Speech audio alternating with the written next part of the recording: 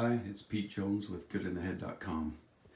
I'm actually hoping that that is the cover for the video. We'll see what happens. Doing some experimenting. I've got a lot to learn about making these videos and the YouTube channel. Creating apps, workbooks, PDS files, publishing books and workbooks. If you know anything or know of anyone who knows anything about these things, please connect me with them. I have a lot to learn. But I'll always do my best no matter what. Today I wanted to talk about something very personal, and I may get emotional. If so, deal with it. You know, it's part of who I am. I'm going to talk about a little bit, I can't remember the exact year, but it must have been 15, 16 years ago. It's now 2019. And I had gone through some very difficult, challenging times. At the time I was working up in Colorado and Wyoming on the drilling rigs, and I was making great money. Life was good, and then some things happened that were devastating. And my marriage ended with my first wife, and I had come to Arizona for a month with my boys, my 3 sons, and we spent some time trying to heal, get things kind of situated, and I wrapped my head around some things. And I was grateful for that month. That time was precious to me. My sister Trudy actually moved into my dad's home, one of his houses, for a month, and let me and my sons stay at her home. And that was awesome. I have a wonderful family. I really do. I'm very blessed, more than most. And I'm grateful for them. But when I went back up to Wyoming, I was dropping the kids off, and I drove up to where I was going to be working for the next 2 weeks, up on a drilling rig, to the housing unit. And I was a train wreck. I was hopeless. And I was already dealing with years of suicidal ideation and a few attempts. And for some reason this time, I was serious. I was going to do it. And so I drove all the way to the drilling rig, to the pusher shed. I was a day early, I just stopped by to say hi, but I knew they had some razor blades, right by the door, so I snagged one on the way out. And I drove down to a site location just half a mile away, took a bottle of pills and started slicing away. I was gutless. I didn't have the balls to go deep, thank God. But I was bleeding everywhere. I was listening to this stupid song.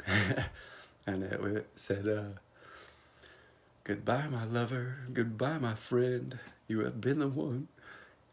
You have been the one for me, And I got stuck in my head on a loop and just put that song on repeat and thought I'd lost everything. And thought that I wasn't going to be able to have my boys, and my life was over.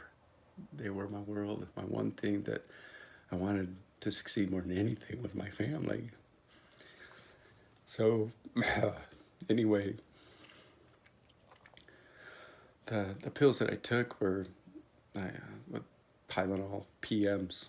I took a lot of them, and I started getting really drowsy, and I couldn't really cut deep enough to make it happen.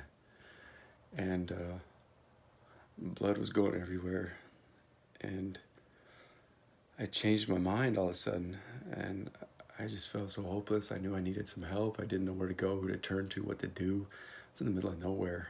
I was alone. But my family, my drilling rig family, they didn't know what to do, right? These were like my brothers. I loved them, still do. So I went back to the pusher shack, and I just flung myself on his couch and started to sob. And I told him, I couldn't do it. I couldn't do it. God, man, I fell at everything, even that, And he turned around and he looked at me and I was, oh, shit, dude, what's that blood from, Where's that coming from? And he's like, oh, damn, I bet I know what happened. I've been there, man. I'm like, no, I don't think you have. I don't think you understand. I told him what was going on. Told him, I'm getting a divorce, dude. My life is over. My family's gonna be destroyed. I probably won't get my kids, you know. I was just so upset. And he just sat there and he goes, you know what, man? I have been there. And he told me a story. And that was cool. Thought I was alone. Thought I was the only one this had ever happened to. He told me about a couple other guys that literally jumped off of the top of the drilling rig. It's over 100 feet up there, and they had gone through the same thing that we had gone through, and they killed themselves that way. And I was thinking, you know, why didn't I think of that? That's certain. But then I realized, no, I didn't really want to die. I just wanted the pain to end, and I didn't know how to end it. I really didn't. So this dude tells me, he goes, I got the solution, man. Trust me. I know I've been where you're at, and I've come back from it. I've survived it, and I'm happier than I've ever been in my entire life. Check it out. Go get you a BMW. And I was like, dude, kind of pissed me off, you know. What the hell is a car going to do for me right now? He goes, no, man, not a car. Get you a big Mexican woman. Trust me, man. Treat her well, and she will treat you like gold the rest of your life, man. She will cook, she'll clean, she'll do your clothes, she'll do anything and everything for you for the rest of your life. She will love you like no other, man. They're the best. And I was kind of cracking up. I was like, wow, okay, whatever, you know.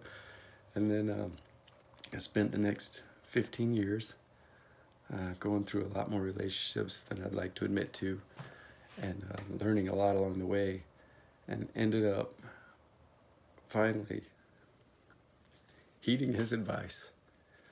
I got me a BMW. I got me a beautiful Mexican woman. And she's the love of my life, and I'm so grateful for her family, for her kids. God, I feel blessed. I should have listened to him a long time ago, but a conversion of circumstances had to happen for all this time, all this 15 years. Some lessons had to be learned, some pain had to be felt and dealt with, and things had to be done, situations had to occur. And in the last 15, 16 years, been through a lot.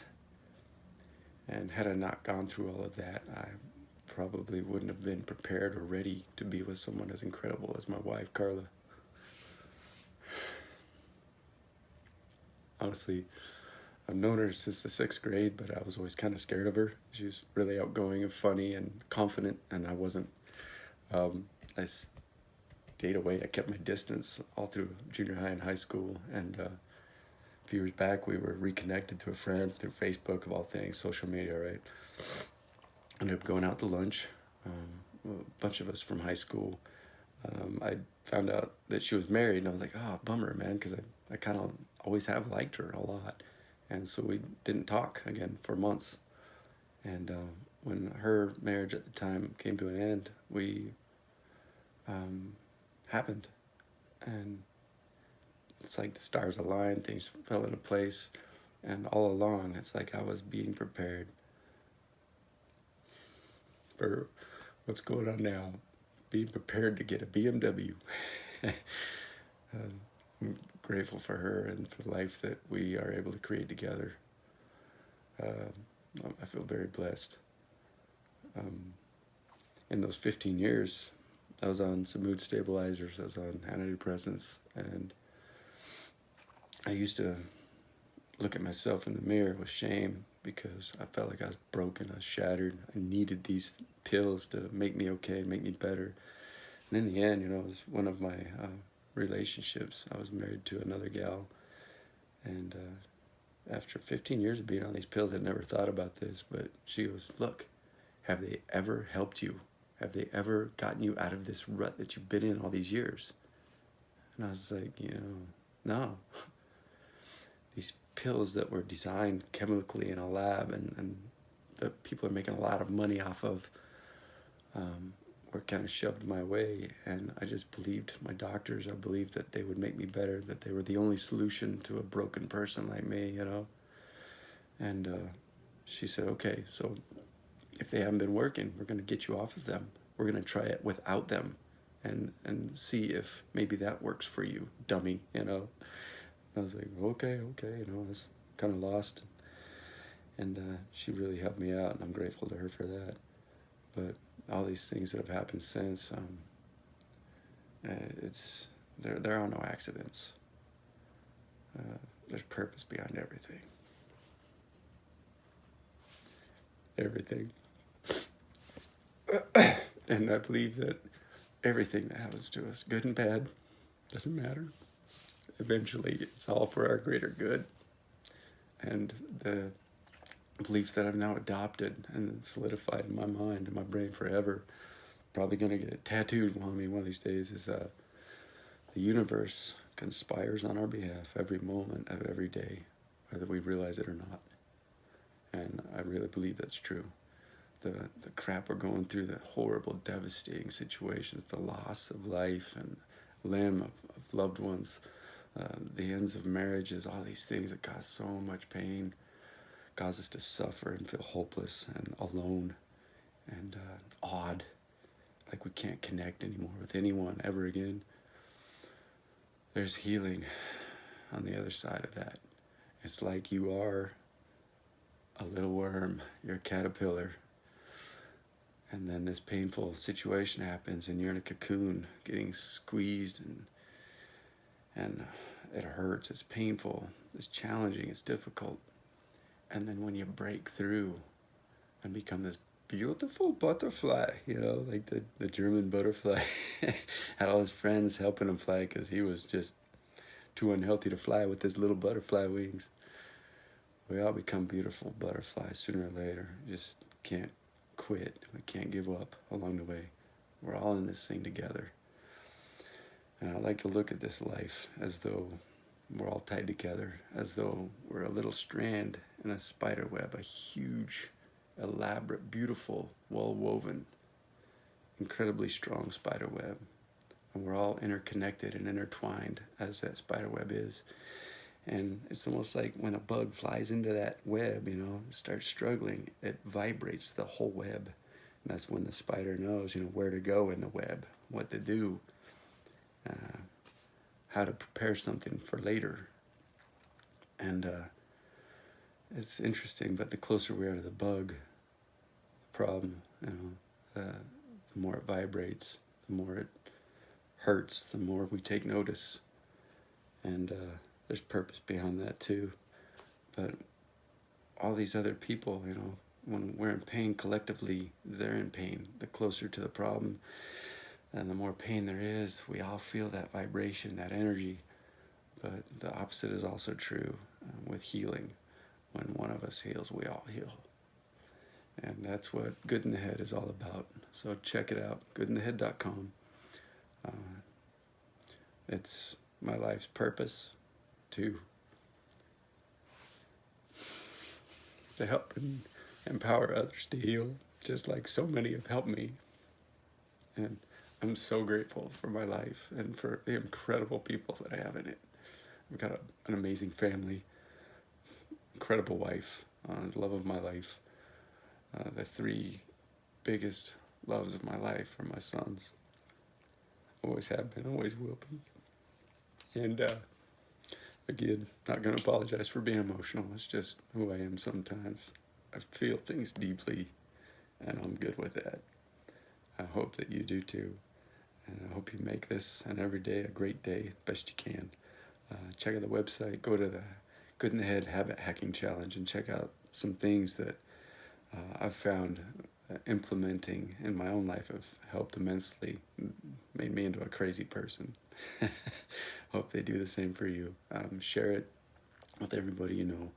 Even if this stuff isn't for you, someday it's going to be for someone you know, and you can touch them and help them and reach them in ways you never could have had you not come across some of this information I'm sharing. It's not my information.